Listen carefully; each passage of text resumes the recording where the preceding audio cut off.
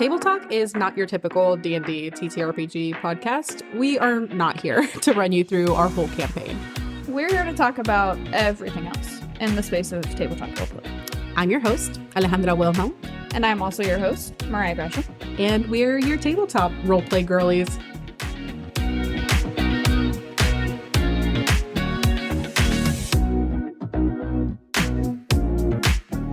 Alrighty, and we are live back at it with another episode of Table Talk. Thank you so much for joining us yet again. I want us to have I don't know what that was just me letting the intrusive thoughts when we record, this is audio only, but when we record in Riverside so we can see each other. And Ollie was like, a new episode of Table Talk, and I just did like a little thing where I made a T. And then I flipped my hands and I made a T the other way. Mm-hmm. But like right hand on top, left hand on top. And in my brain, I was like, is this something? Like as Ollie was saying, tabletop? Like, it might be too like gang. That's our gang sign symbol. Adjacent. God, no, you did it, and I was like, I literally thought you were saying like, "Hey, time out," and I was like, "Yeah."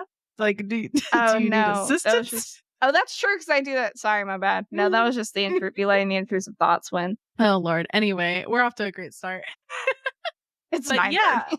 It's 9:30 in a warehouse. I'm like in Sierra. In La Quinceañera. To another episode. As you can tell, it is just us. It's just your girls. This time, no special guests, but except for you. You're our special guest. Our most specialist guest of all. Our specialist guest of all. But yeah, this episode we wanted to actually talk a little bit about basically the what would you call it, Ryan? So the clickbait title for it is railroading versus sandboxing. What it actually is like how much agency or control, like to what degree should your players drive the narrative in the campaign versus to what degree should the DM be the one driving the narrative? The degree to which players versus DM should run it. And again, we've harked on this many times. Yeah. It's very dependent on the table and the people playing. There's so many people that probably just enjoy showing up and rolling click clacks and letting the DM guide them through all of it. Yep. I think both of us respectively are more player centric DMs. Yeah. Specifically because I enjoy the element of letting y'all, like, I like to set the framework, but the more I've tried to control, the less fun I have, and the more I just kind of roll with the punches, the more fun I have. And so I'm just kind of leaning into what feels fun to me at our specific games. And yes, I have like some ideas, but then I still feel like a lot of the coolest shit has happened because of the fact that I've just let y'all chomp onto an idea and run with it. And I'm like, we're all on this train together. Yep. And also just in general, like I design our campaign around y'all as well. So true. Once you gave me your characters and your backstories and the things that you want to achieve with them and things like that, that's what helped me kind of mold the story around. And I think like for us, Strixhaven made it pretty simple because it's pre-segmented out by years, right? So like, you have a first year, second year, third year. And I was like, cool, we'll just focus on, Anya for the first year. Then we'll have an arc for Callista. Then we'll have a third arc for Jack. And that fourth arc will be year is kind of, senior year. Everything else will be y'all collectively as a party, like solidifying after you've all done your respective developments, right? Yeah. And that kind of made that pretty simple.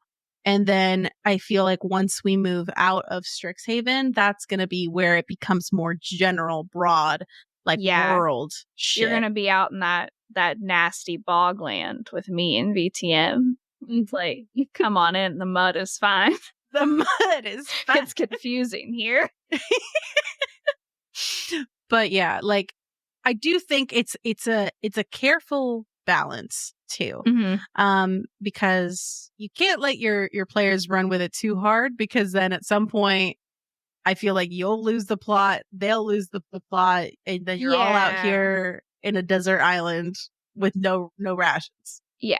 You've got to have some direction. I think like the way that I approach it, as comically like an anxious bitch who doesn't prep for anything. I think honestly because I don't prep because the process of trying to prep makes me anxious.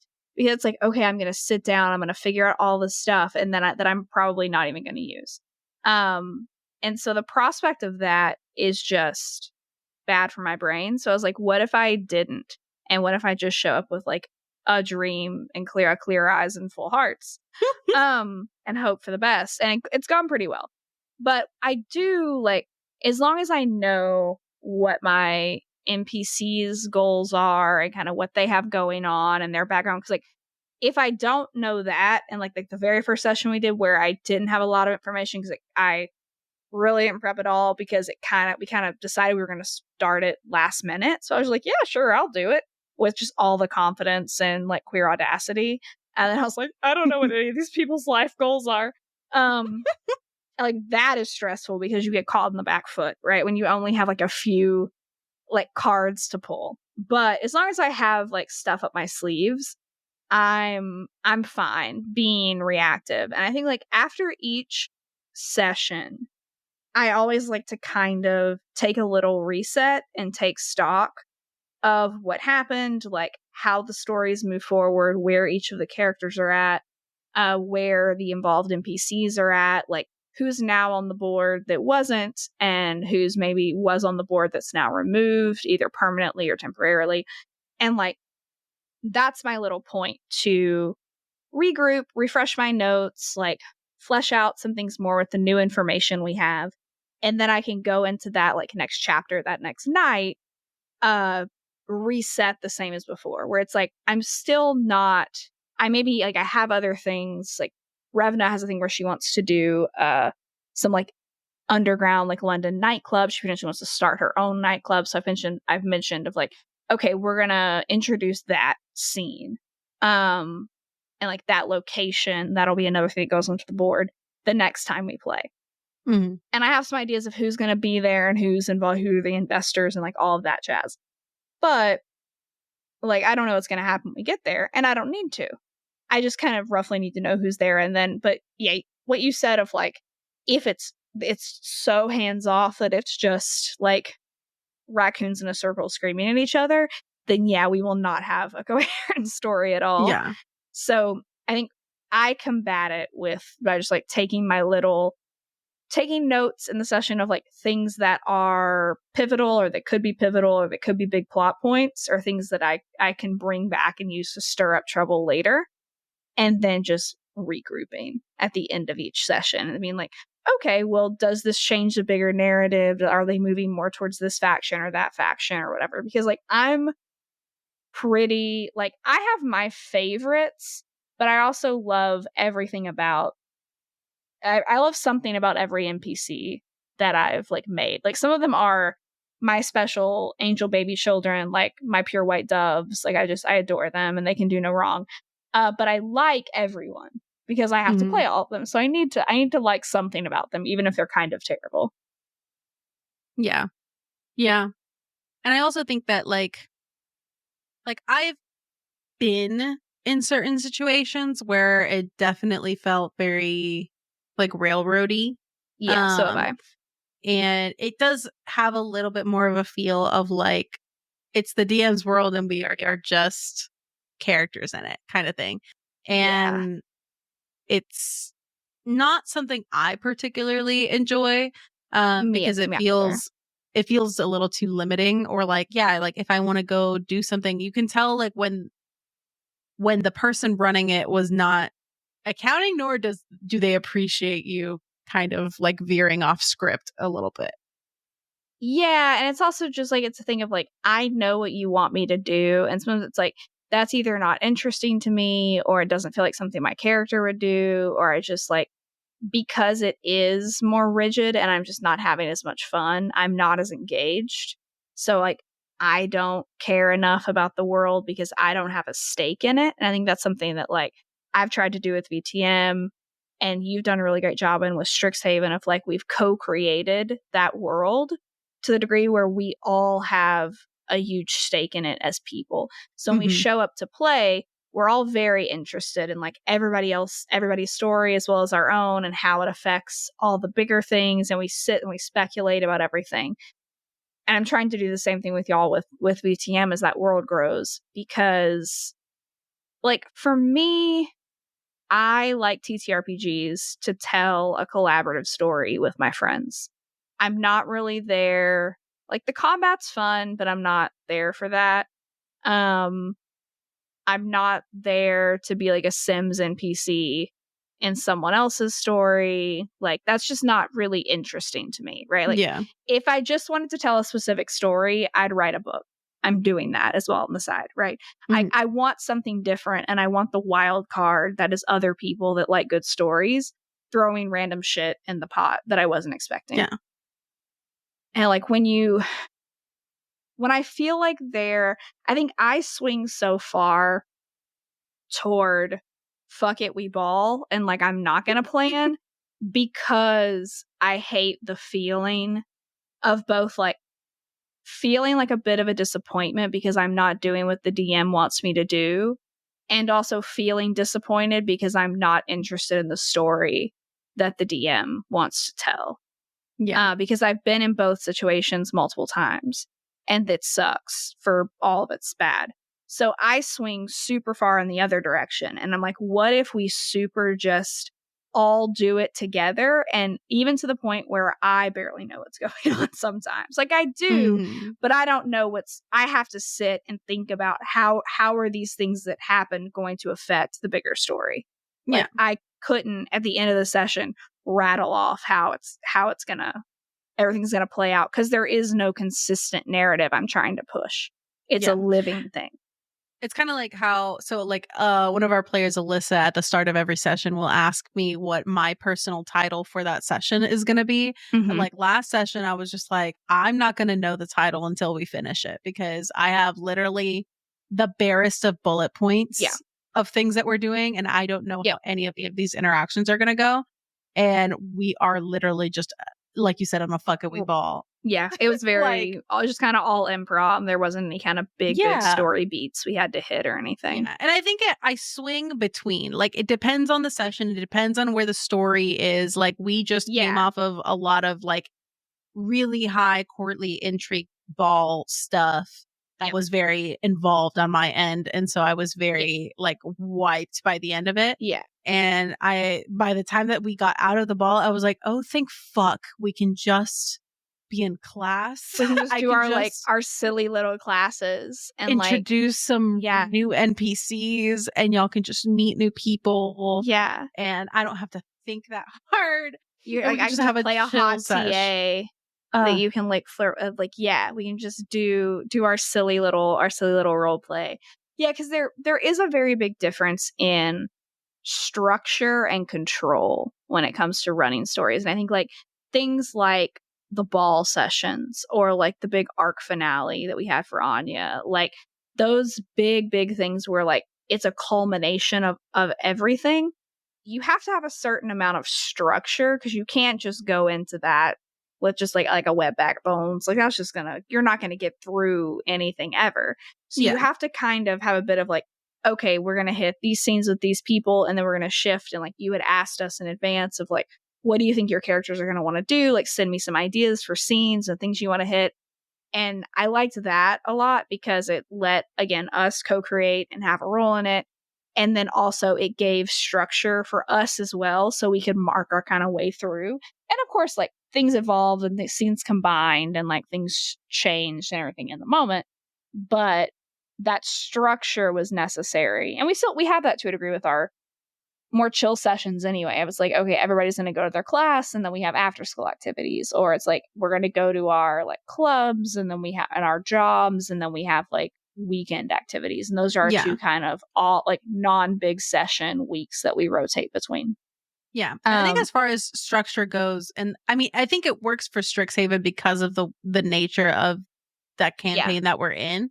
But I like that like structure that we've kind of developed on our own. And I don't know that anybody else does this, but if you want to adopt it, I've found it so helpful. Exactly like you said, like if there are sessions that I know there's going to be some downtime actions, or I structured the ball that way where I was like, there's going to be some time for y'all to do some stuff to set yourselves up for success. Yeah. And I will ask players in advance. I'm like, here's the general idea. Like, you're going to be able to do this many actions as individual vignettes, and here are your options for some of the things that you can do, or to give you the structure for Strixhaven. It's like, okay, these are your class times. This is the classes that you're attending. You can do one of three things, which is either talk to the professor after class. You can ask them a question during class about the subject matter to gain a little bit of knowledge about what they're talking about, or you can talk to another student and get to know them more and things like that. And so I'll give that structure out before the session. And then sometimes I'll be like, hey, if y'all don't mind, if you already know what you're kind of going to do, just DM me. And that way my prep revolves around what you already kind of preordained, and I can be both prepared for what you're going to do, but I didn't have to like try to factor a million possibilities. Yeah. And that is like, not like, I think it's a good intermediary between the Railroad and the Sandbox, because I'm still letting you make those choices and letting you pick your own adventure, but it's giving me the structure I need to like not drive myself insane trying to over prep and then kill myself whenever we don't do something. Because like, okay, you can go to the pantry and be like, okay, like you knew I was gonna have, because like you're one of your characters in your like a home game you're in, Valindra, like she's now canon in Strixhaven as like one of Anya's professors. So like you knew that Anya was gonna go see her at her like Sandship Tavern outside the city. And so like those NPCs, the people that would be there, like they were all gonna be involved. And so like that didn't get sprung on you necessarily in the moment, but like you didn't necessarily worry about, or like you knew that, and like that Anya was going to talk to like her grandparents, and so you had some general things of like, okay, these are the people that I'm pulling, these are the NPC packs that I'm pulling out of the pantry, right? Exactly. To kind of have the ingredients, and then I can prep myself a little bit to be like, okay, I got like next scene I have to be in the headspace of this person or this and that.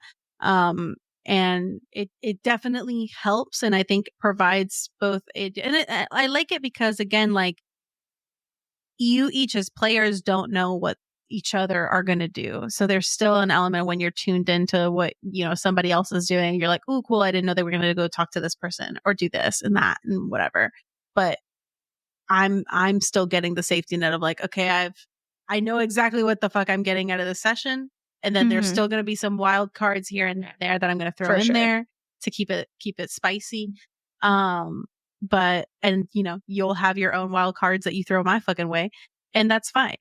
But it's a good in between, I think. And it is all, I always also run into this issue, and I don't know if you are also running into this with VTM, and we kind of touched a little bit on our previous recording, but sometimes I get into these modes where I'm like, yeah, like I just want to give you a thing, and like, or I'm having you roll and then like you fail, and I'm like, I really want to give it to you, and then like you've already gotten advantage for no fucking reason other than I want you to get this thing, and then you still fail. That's my whole fucking life. Like when I was trying to get like the journal that the coterie had to go get, like your Revna's previous lover Ahanu, who is surprise, also a kindred, and has been bebopping around for 400 years through with like no trauma or anything terrible having happened in the interim time.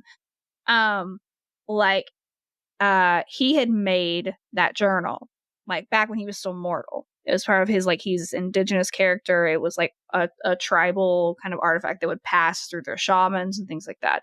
So, but his like maker's mark was on that journal. And so I was like, I need like, I need different things from different characters. Like I need Alyssa's character Nox to read the journal or like interpret some of what the scientific bit of what's going on with the journal. And all I need from Revna is for you to see this fucking is maker's a mark single thought and remember that was your man. And like And I'm looking, and I was looking at the fucking character sheets for like a good couple minutes in dead silence, just trying to come up with a dice pool that was bigger than 2. Because I was like, I can't give it to you on 1 success. You're going to have to at least get 2 successes. But like, damn, I'm struggling for dice. And I think I did just end up just saying like, roll, just take a dice and don't make eye contact with me. Just roll it. And I was like, hey, I'll take it. They're like, it's not everything with that. Like that was one where like I knew that roll was gonna happen, and that would be kind of one of the little like trigger switches that I wanted to have to like set some of the things in motion. So I was like, if Revna doesn't look at this fucking horse maker's mark and see and connect that dot, then that's just gonna come out of nowhere, right? Mm-hmm. Because it's like, yeah, like we still would have had the Ahanu reveal, but it would have been out of like left field. It still kind of was, but at least you knew of like, oh, like this was connected to like your previous lover when he was immortal, and like you knew these people or this kindred existed at that time, but like it made her more suspicious or everything, which was what I wanted. And so like if I don't have that extra impetus, it's not gonna have the same je ne sais quoi that I want. So that was like I don't do that a ton. It usually is like there are very few things where I'm like, I need this one person to get it, and if they don't get it, then no one else can. But that was one where it's like no one else knew Ahanu except Revna. And Revna has dog shit social and intelligent rules unless she's fucking women. And I'm like, please, because you were like, can I roll seduction? And I'm like, it's for a journal. Gently caress the pages. It's like you can't. Can I do that thing they do in paintings of women when their hand is like in betwixt the pages of the book? Yeah, and I was like, I appreciate you brainstorming with me, but no, I need a little bit closer to God's light. And I can't, I blacked out and I can't remember when I told you to roll. I'd have to go listen to the recording. I literally cannot. It was something nonsensical. And I was just like, it's my game and I'll do what I want. And I need you to get this fucking roll. But usually it's like, yeah, if you don't get, it is disappointing sometimes when I'm like, especially like either you don't get something, so I can't justify giving you like the details that would spur you on and make you more suspicious, or it's just like something hasn't been investigated yet. And I was like, ooh, I thought I was going to get to share a secret that's still a secret. But I didn't get to share. And I was like, Yeah. I have. It's how I felt. It's how I felt when during the ball, Callista was like checking through her family archives and was rolling like absolute dog shit. That hurt my heart. I was like, please. And I was like, fuck. And I'm like giving her advantage. I'm giving her whatever I can. And I was like, Statue of Mori points at a book. There's like so fucking much. anything. There's so much shit down there. Yeah. And it was that was like the first moment that I really contended with it, where I was like, do I just give it anyway, or like? But it didn't feel earned. And then it also didn't. Yeah, it comes into question too of like stuff that it's like, okay, when do I make you roll for something, or when do I just give that to you? You know, and like the give and take of like, I want there to be that cool moment of like, oh my god, you rolled a 20 and now you're gonna get like a really big ass lord. You want it to feel worth it, yeah. I don't want it all to just be things that I just give willy nilly just because I want to get it off my soul and my heart. The one that's consistently the most difficult for me in VTM is like, because I go into like writer mode and I want to describe people's like micro expressions and how they're moving and how they're speaking. And like, I'm in their head. And so I want to be like omniscient third person narrator and narrate that out. And then I remember of like, I'm not reading a book to you. This is a collaborative game that you wouldn't inherently, you have to roll for it. And then it is that thing of, it's like, well, I don't like to make you roll so much that it feels tedious, especially with VTM, because I like it to be quick and flowy and very improv heavy. But you have to roll for some things, right? Yeah, just to establish stakes. And it hurts my heart sometimes a little bit when you like, y'all don't roll that high. And I was like, damn, I wanted to wax poetic on what that expression means, and now I can't. Because she didn't. And I was like, because it would have just been something else to like stir the. I was like, I wanted to stir the pot a little bit again, and now I can't.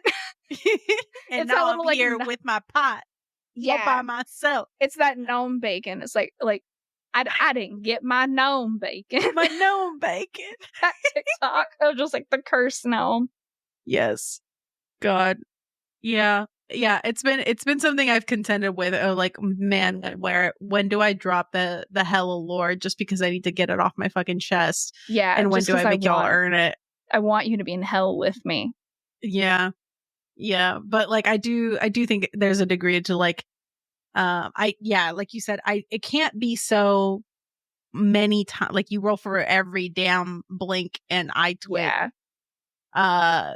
To see if you can garner something, but it also can't be just like free willy-nilly. So it's going back to like, one, finding a balance, figuring out your own specific style and how you want to like move things along at the correct pace. Mm-hmm. And just because like Callista didn't necessarily get the things that I wanted her to get in the family archives doesn't mean there aren't like other avenues that can present themselves for that search. I have a lot of other things that I'm like, I'm going to give her plenty of other opportunities to garner that information. True. I just got to do it a different way and hope to God her dice don't fuck me.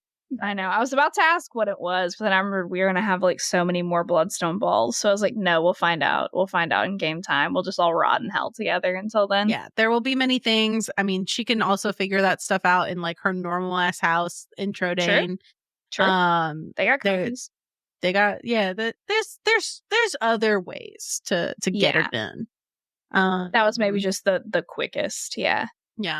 I would have like, that would have been my moment where I'm like, if she nat 20s in this archive, I'm gonna have a fucking field day. Like I'm just gonna hand you my journal. You can just have my notes. I'm just gonna knock my DM screen down and just let you see everything. But there is a little thing like you referenced Fantasy High Junior Year in our last recording. And I just kind of made this connection that I do a bit of this, but like in that season, because they all are pretty like high level, we see it a lot with like Murph's character Riz, right? He's a rogue, and so he has like the reliable talent where there's certain things like investigation or stealth or whatever where he can't roll below like a 24 or whatever. I would nut for that. So there are things where like Brennan will just say like, okay, all the DCs for like all the locks in this house are like a 20. So with enough time, Riz can just go through and clear this house of like traps and locks and everything, and we don't need to go through and roll for it.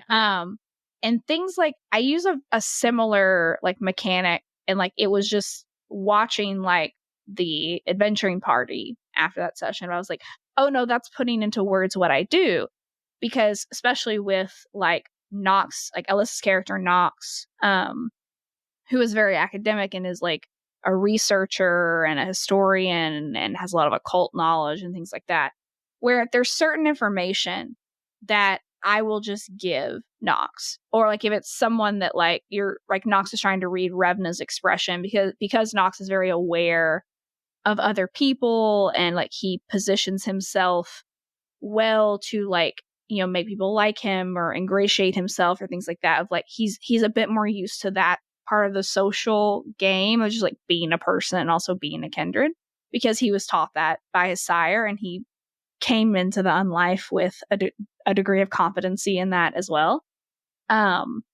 Like sometimes I will just say things, say that Nox notices something because I just want to share it, and I'm like, I'm not going to make Nox roll for this because it's going to be like an 8 or 9 dice pool and he's going to get enough successes that I'll just say it anyway.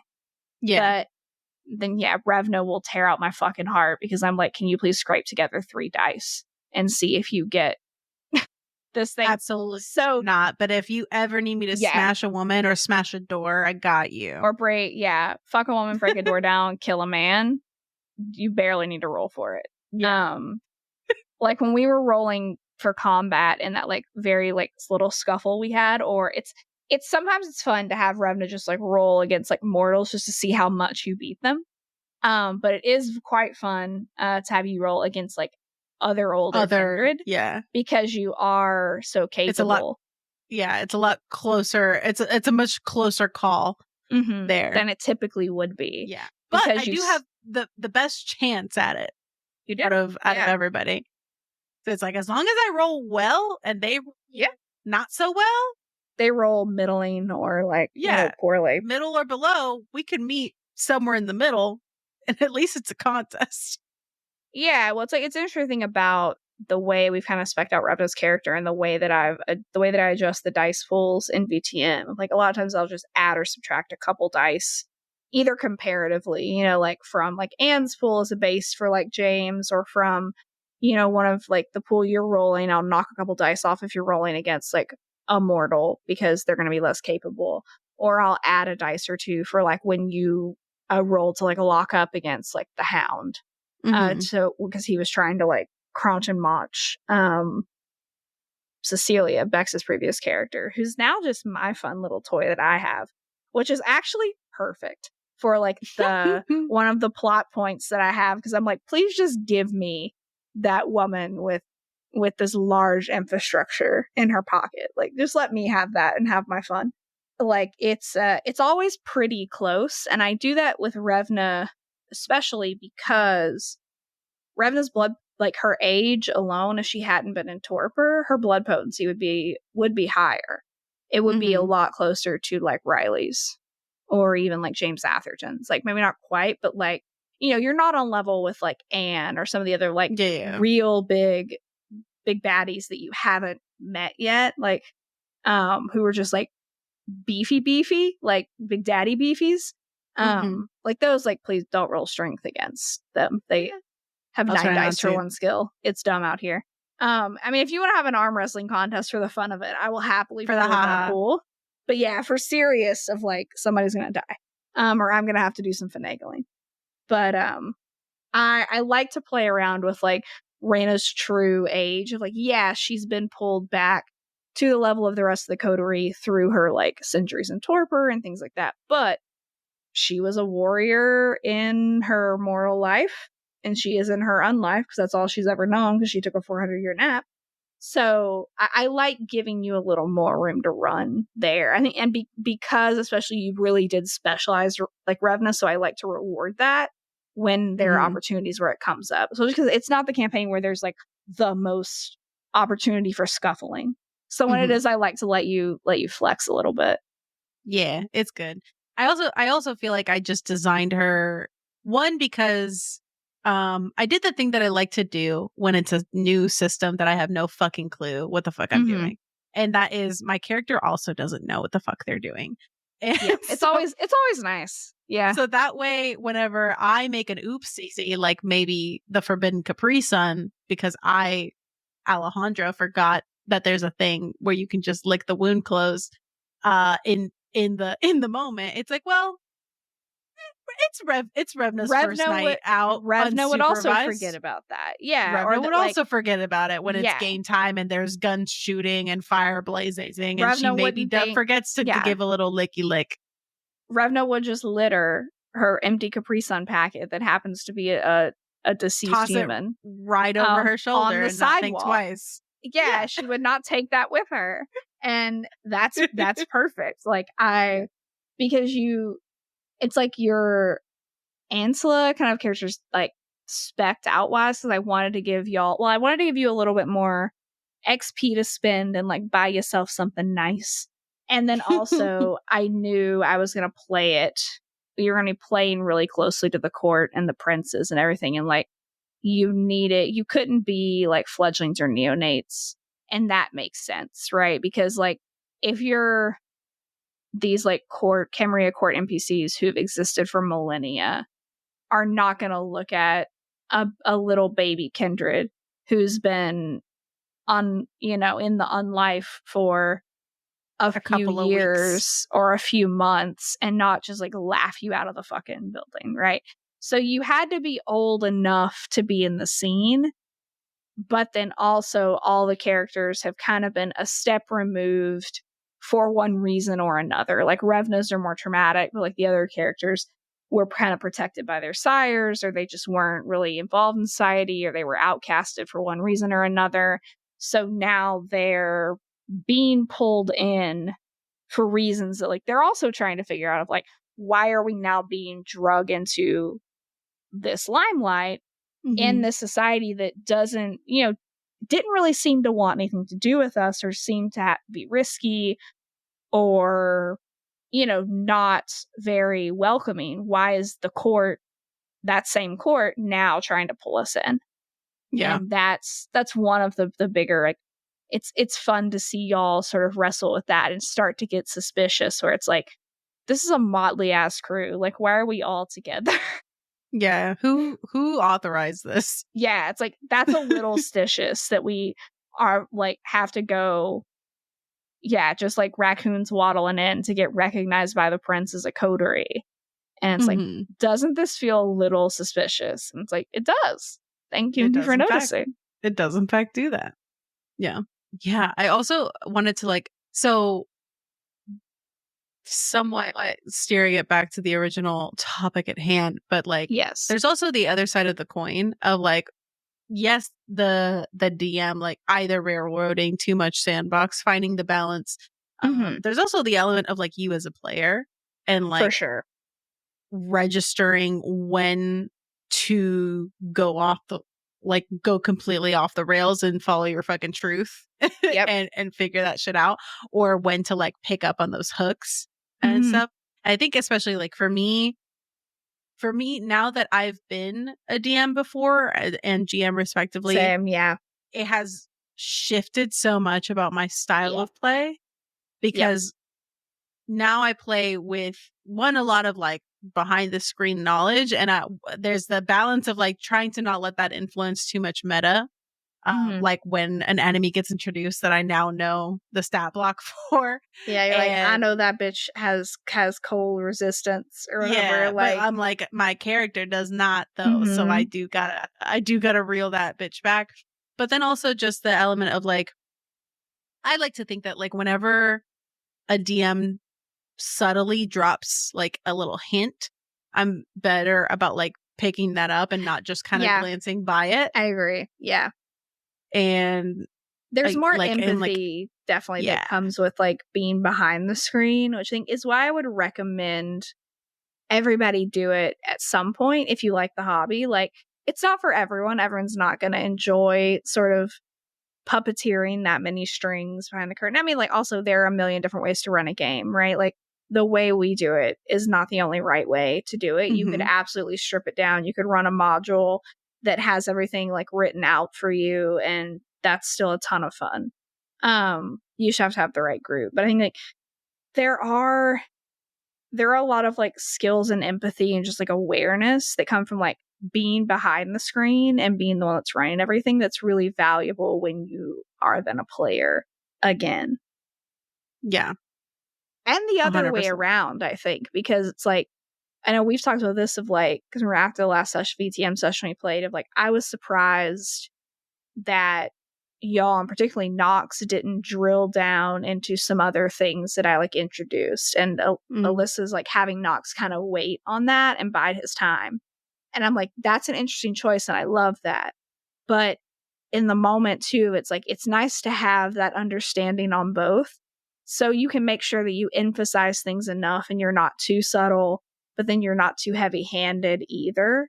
And I also think just I love a lot of things about how we all play with each other, but our little post-session breakdowns and stuff on everything are nice, because it is a really great point to be okay, I can emphasize this more, or okay, this got picked up on, but this character is just biding their time with it or whatever. And it's that is nice, I think, to sort of, it's probably how we avoid DM drop to the degree that we do right now. They're our best friends. We also just feel very safe with that, of because there is a lot of discussion about everything. So we get a lot of that feedback without having to ask for it in a way that feels awkward.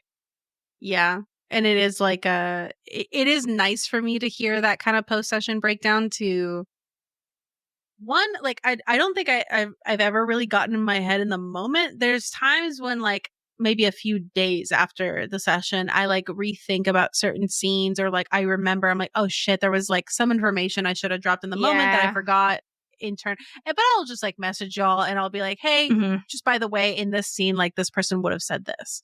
I have it during so that y'all breaks. at least have it. Yeah. Yeah. Like how I introduced Ahanu, I wish I would have done that more cinematically and more dramatically than I did. And I was like, even when I was doing it, I was like, if this was a movie or if this was a book, I would have edited this differently, but it's not. It's like a live play thing. So it's like, I just have to, he's already out. Like I can't stuff him back in the closet and be like, wipe everyone's brain.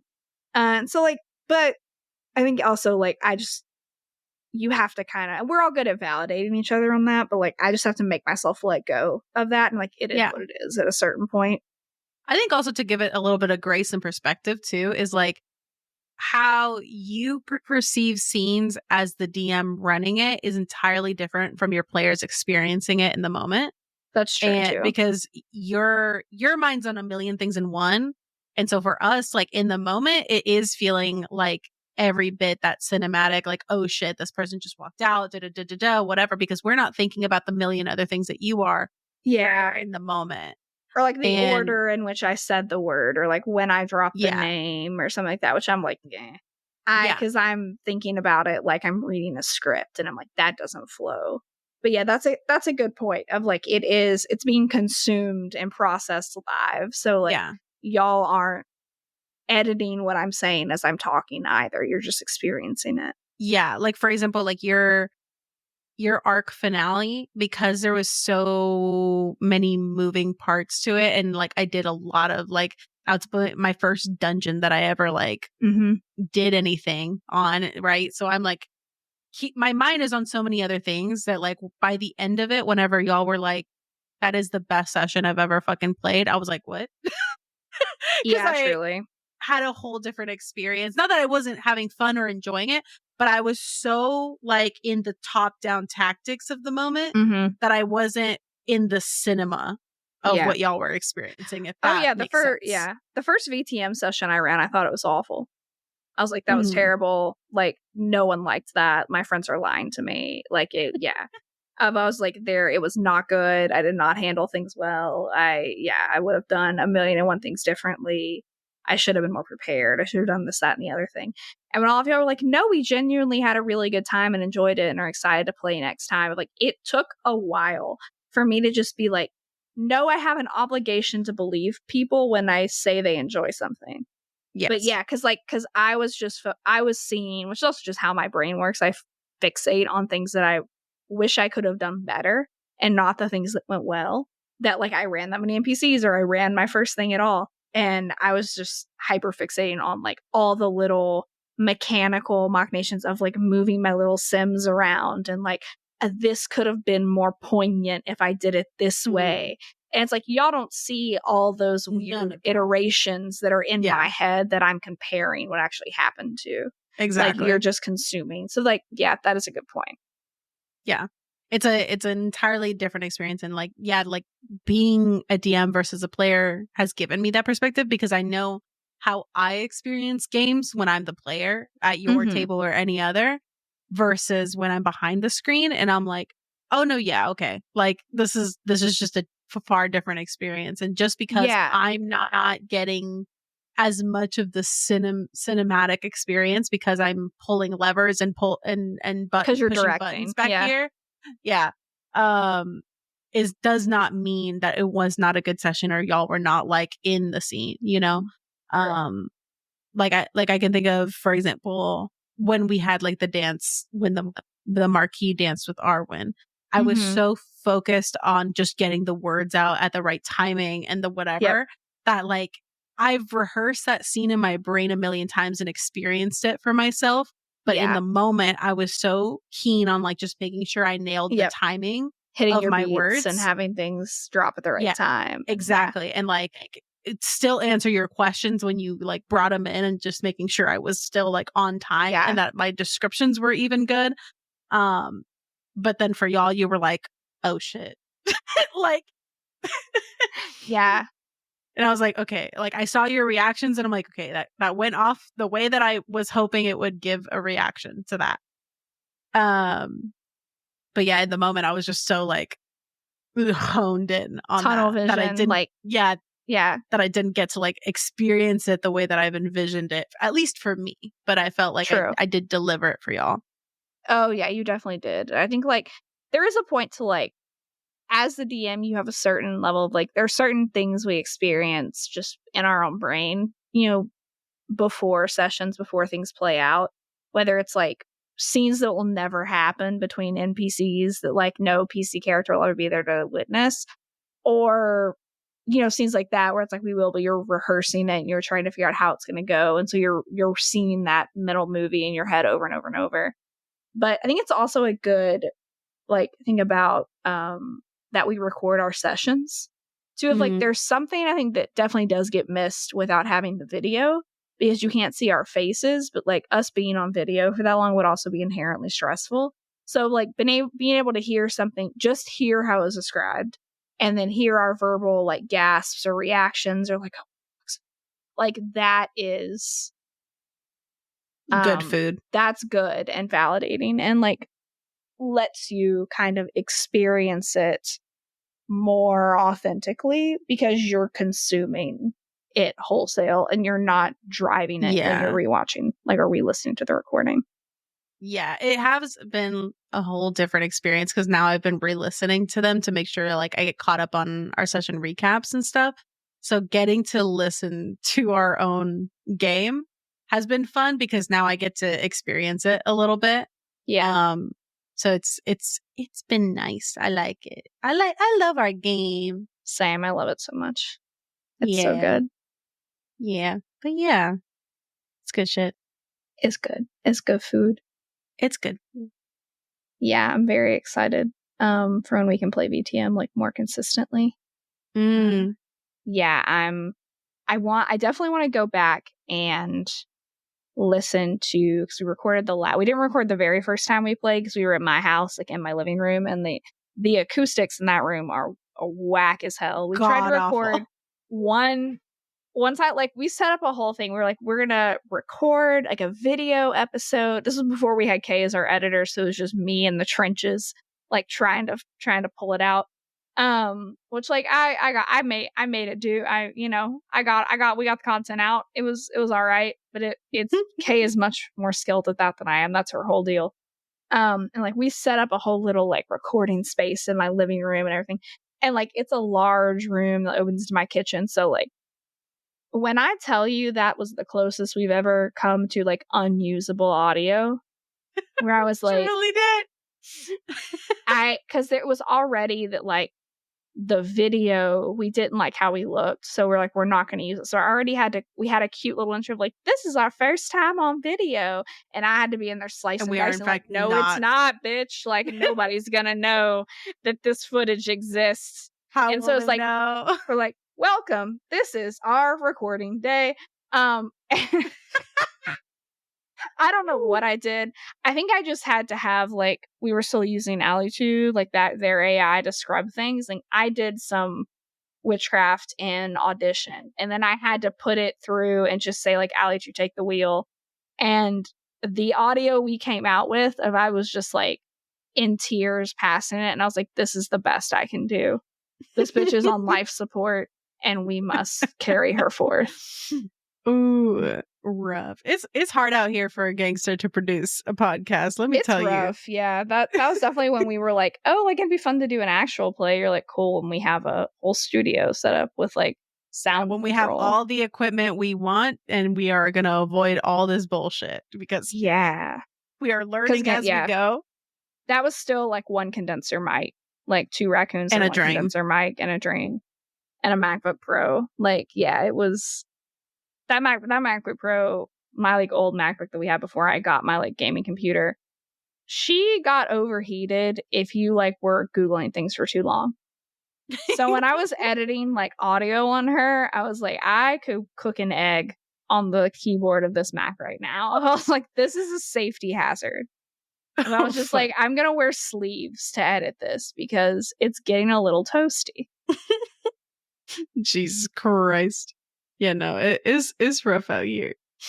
Alrighty. Well, yeah, so this has been our little episode on railroading v Sandbox as the clickbait title. The clickbait title, yes. But mostly just as the talk of, how to rein things in and when to let your players have agency. Mm-hmm. Thank you so much for joining us. This has been wonderful, and we'll see y'all next time. Bye. Bye. Table Talk is a podcast brought to you by Mythos Media Productions, bringing you a new episode every Wednesday, wherever you get your podcasts.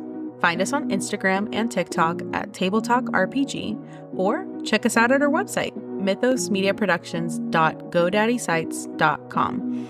All business inquiries can reach out to us via email at info@mythosmediaproductions.com.